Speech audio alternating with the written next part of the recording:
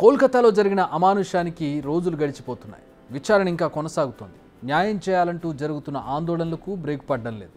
ఇందుకీ CBI విచారణ ఏ స్టేజ్లో ఉంది? దీది సర్కార్ తీసుకున్న చర్యలేంటి? సుప్రీంకోర్టు ఆదేశాలు అమల్లోకి వచ్చాయా? సీన్లోకి కేంద్రం ఎంట్రీ ఇచ్చిందా? ప్రస్తుతం ఆర్జికర్ హాస్పిటల్ కేంద్ర బలగాల నిఘా నీడలో ఉందా? ఎందుకు రోజులు గడిచిపోయాయి? ఇంకా మాట్లాడుకోవడానికి ఏముంది అనుకుంటున్నారా? అలా అస్సలు అనుకోదు. కోల్కతా ట్రైనీ డాక్టర్పై జరిగిన అమానుష్యం అంతా ఇంత కాదు. అందుకే ఇప్పటికీ కూడా దేశం మొత్తం రగిలిపోతుంది. ఆ నెత్తుటి మరకలు ఇంకా పచ్చిగా ఉన్నాయి. అసలు దోషులను పట్టుకుని శిక్షించాలని డిమాండ్ చేస్తోంది దేశం. అందుకే సిబిఐ ఇన్వెస్టిగేషన్ త్వరగా జరగాలని దేశం మొత్తం ఎదురు చూస్తోంది. నిజానికి 2-3 ఘటనలు ఈ కేసును మలుపు తిప్పేలా కనిపిస్తున్నాయి. మొదటిది, దారుణం జరిగిన తర్వాత ఆలస్యంగా పోలీసులు ఎంట్రీ ఇవ్వడం. రెండోది, నిరసనల ముసుగులో హాస్పిటల్పై దాడి జరగడం. ఎందుకంటే కీలక ఆధారాలు ధ్వంసమయ్యాయన్న అనుమానాలు తెరపైకి రావడం. అందుకే సిబిఐ నిందితులను పట్టుకున్న దానికి సంబంధించిన ఆధారాలను సంపాదించగలదా అనే ప్రశ్న పదే పదే వస్తోంది. ప్రస్తుతానికైతే సిబిఐ అయితే ఫుల్ స్పీడ్లో నిర్వహిస్తుంది ఇన్వెస్టిగేషన్. అసలు నిందితుడు, అదే ఉన్మాదిగా అనుమానిస్తున్న సంజయ్ రాయ్ను సిబిఐ హ్యాండ్ ఓవర్ చేసుకుంది. అయితే అతను చెప్పేవన్నీ పొంతనలేని సమాధానాలుగా కనపడుతున్నాయి. దీంతో సిబిఐ అధికారులు కీలక నిర్ణయం తీసుకున్నారు. అతడికి పాలిగ్రాఫ్ టెస్ట్ నిర్వహించాలని డిసైడ్ అయ్యారు. దీనికి సంబంధించి ఇప్పటికే స్థానిక కోర్టులో సిబిఐ పిటిషన్ దాఖలు చేసింది. పర్మిషన్ రాగానే పాలిగ్రాఫ్ టెస్ట్ నిర్వహించున్నారు.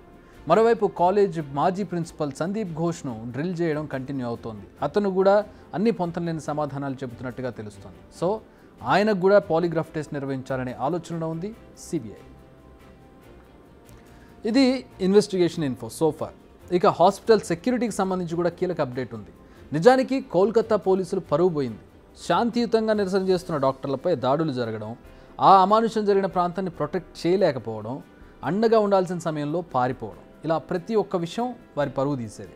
సుప్రీంకోర్టు కూడా కోల్కతా పోలీసుల తీరుపై తీవ్ర వ్యాఖ్యలు చేసింది. అంతేకాదు, సిఐఎస్ఎఫ్ లేదా సిఆర్పిఎఫ్ బలగాలకు హాస్పిటల్ భద్రతా బాధ్యతను అప్పగించాలని ఆదేశించింది. దీంతో సిఐఎస్ఎఫ్ ఇప్పటికే కోల్కతాలో ల్యాండ్ అయింది.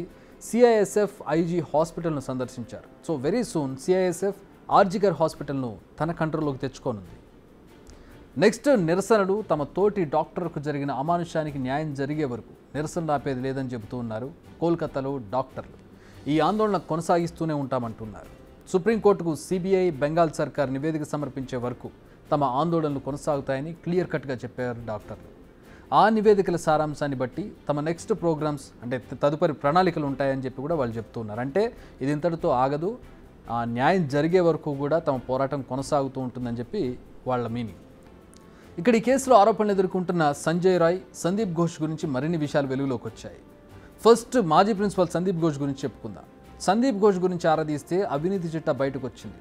ఏదైనా వస్తువులు కొన్నా హాస్పిటల్కి సంబంధించి 20% కమిషన్ ఇవ్వాల్సిందేనట. అనాథ శవాలను కూడా అమ్ముకునేవాడనేది మరో ఆరోపణ.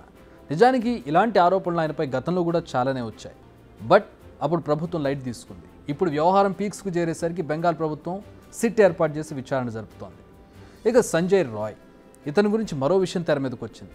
ఇది నిజమో కాదో తెలియదు, బట్ వినిపిస్తున్న వార్త. ప్రస్తుతం బెంగాల్ మీడియా మాత్రం ఈ విషయాన్ని ఘాటుగా చెబుతోంది. సంజయ్ ఈ దారుణానికి పాల్పడడానికి ముందు తన ఫ్రెండ్తో కలిసి రెడ్ లైట్ ఏరియాకి వెళ్ళొచ్చినట్టుగా గుర్తించారట. అక్కడి నుంచి నేరుగా హాస్పిటల్కి వచ్చి సెమినార్ హాల్లో నిద్రిస్తున్న బాధితురాలపై దారుణానికి ఒడిగట్టాడని చెబుతున్నారు. ఇదే నిజమైతే వాడికంటే అలాంటి మాటలు కూడా చెప్పలేము, పద్ధతిగా కూడా ఉండదు. అది వాడి తీరు. ఇప్పటికీ ఆందోళనలు చల్లారలేదు, చల్లారకూడదు కూడా. విచారణ త్వరగా జరిపి అసలైన దోషులను బయటకు తీసుకురావాలి, వారికి సరైన శిక్ష పడాలి. అప్పుడే ఇలాంటి దారుణాలు ఒడిగట్టాలంటే మిగతా వారు భయపడతారు. బిగ్ టీవీ అవుట్లుక్ కథనాలు నచ్చితే వెంటనే బిగ్ టీవీ ఛానల్ ను సబ్స్క్రైబ్ చేయండి.